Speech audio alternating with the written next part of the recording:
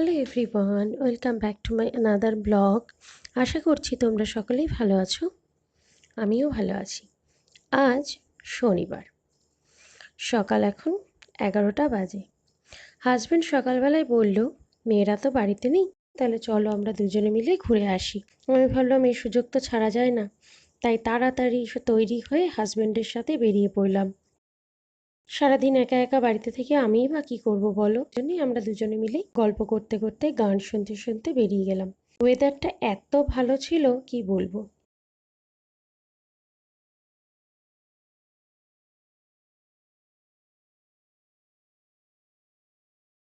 যেতে যেতে দেখি রাস্তায় রথ বিক্রি হচ্ছে, তাই ভাবলাম কাল তো রথ, তা রুহির জন্য রথ কিনে নিয়ে যাব।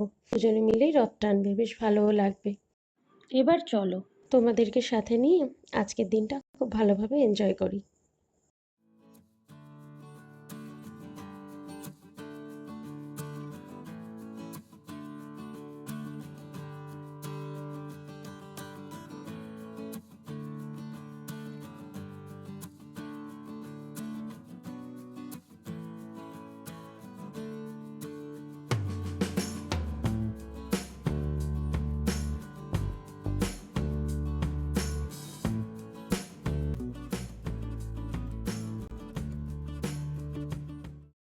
বাড়ি ফেরার পথে রওনা দিয়েছি। প্রচণ্ড খিদে পেয়েছে, সেই সকালে তো কোনো রকম কিছু খেয়ে বেরিয়েছি। তো ওর বাবা বললো যে চলো আমরা কোথাও লাঞ্চটা সেরে নিই।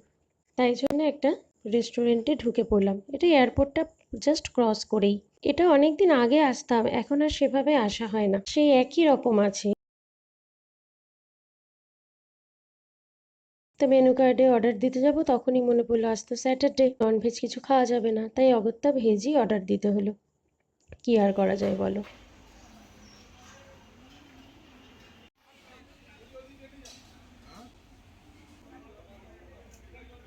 দুজনে খাবারটা অর্ডার দিয়ে অপেক্ষা করছি, সেই মুহূর্তেই খাবারটা চলে এলো। খাবারে ছিল মালাই মাশরুম, রুটি, রুমালি রুটি, তড়কা, গ্রিন স্যালাড, স্টিম রাইস। ও খেলো তড়কা আর রুটি, আর আমি নিলাম স্টিম রাইস আর মালাই মাশরুম। খাবারটা অনবদ্য ছিল। তারপরে রুহির জন্য এই রথটা আর এই ঠাকুরটা কিনে নিলাম। আমাদের তো কাল অসুখ চলছে, কাকি শাশুড়ি মারা গেছে, 1 বছর না হলে পুজো হবে না, তাই জন্য এই রথটা কোনো রকম ঠাকুরমশাইয়ের কাছে শুনেই তো ঠাকুরমশাই বললো যে হ্যাঁ নিয়ে চালাতে পার। মেয়েরা খুবই খুশি হবে, ওরা তো জানেই না যে ওদের জন্য রথ নেওয়া হচ্ছে। কালকে একেবারে সাজিয়ে নিয়ে মায়ের বাড়িতে নিয়ে যাব, ওরা সারপ্রাইজ হয়ে যাবে। রাস্তায় কি লাইটগুলো জ্বালিয়ে দিয়েছে, এত সুন্দর লাগছে। এই রাস্তাটা বেশি দিন হয়নি, মাস 6 হলো হয়েছে।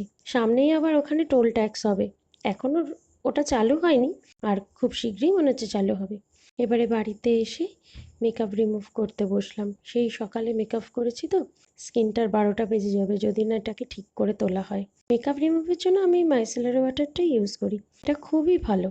তারপর মুখটা ভালো করে ফ্রেশ করে ধুয়ে পিক্সির এই টোনারটা ইউজ করছি, এটা খুবই ভালো। এটা দিলে না আলাদা করে কোনো মুখের স্ক্রাবের দরকার হয় না।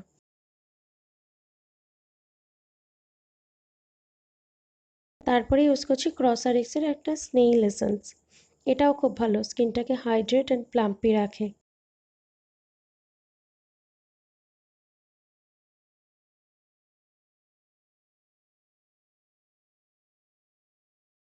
তারপরে ইউজ করছি ক্যাফিনের এই ভাইটামিন সি সিরামটা। এটা তোমার স্কিনকে, যে কালো দাগগুলো থাকে না আমাদের স্কিনে, যে একটু ডার্ক স্পট টাইপের, ওগুলোকে মেনটেন করে, ওগুলো বেশি ভিজিবল হয় না আর কি।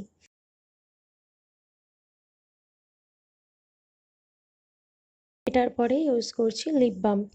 লিপস্টিক দেওয়া হয়েছিল তো ঠোঁটটা ড্রাই হয়ে গেছে, তারপর একটা ভালো ময়েশ্চারাইজার দিয়ে যে প্রোডাক্টগুলো ইউজ করেছি মুখে সেগুলোকে যাতে লক করে দেয়, ওই জন্য একটা ভালো ময়েশ্চারাইজার ইউজ করছি। আমাদের স্কিনে তো বলাই হয় ক্লিনজিং, টোনিং, ময়েশ্চারাইজিং, এটা মাস্ট। সবার শেষে 2 কাপ চা আর একটু ম্যাগি দিয়ে আজকের ব্লগটা শেষ করছি। টাটা।